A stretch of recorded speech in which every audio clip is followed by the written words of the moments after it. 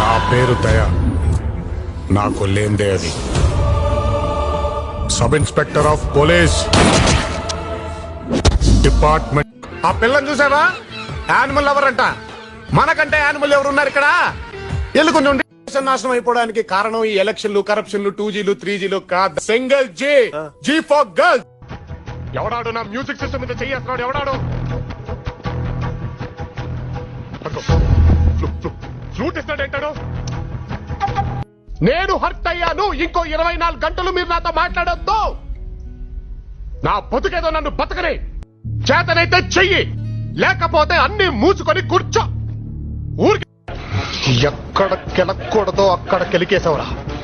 నీకు ముందే చెప్పానా ఈగో నా చుట్టూ వైఫైలా ఉంటుందని? అది ఇద్దరు కొట్టుకుంటే యుద్ధం అదే ఒక్కడు మీదడిపోతే దండయాత్ర. ఇది దయాగాడి దండయాత్ర. ఇన్స్పెక్టర్ దయాని మాట్లాడుతున్నాను, జాగ్రత్తగా విను. నీ టైం స్టార్ట్ అయిపోయింది. వైజాగ్ లో వాళ్తేనే ఉంటది, అందులో వాసుగా. ఎందుకు సార్ భయం?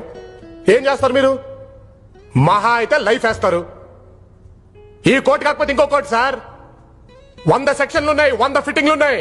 అందరి ముందు నేను తప్పు చేశానని నిజం చెప్పే దమ్ము నాకుంది. తెల్లారేసరికెల్లా మమ్మల్ని ఉరిదీసే దమ్ము మీకుందా? ఏమైనా ఉంటే ఇచ్చే, నీకు ఎంత కావాలో అంత లభిస్తా.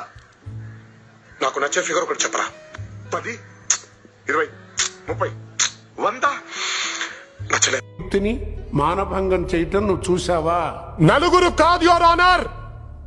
దీప్తిని మానభంగం చేసి చంపింది 5గురు. 5వ వాడు ఎవడో కాదు, నేనే.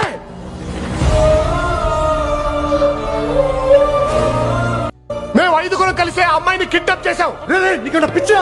మేము 5గురు కలిసే అమ్మాయిని రాక్షసంగా హింసించాం. సూదులతో పొడిచాం సార్, బ్లేడ్లతో కోసాం సార్.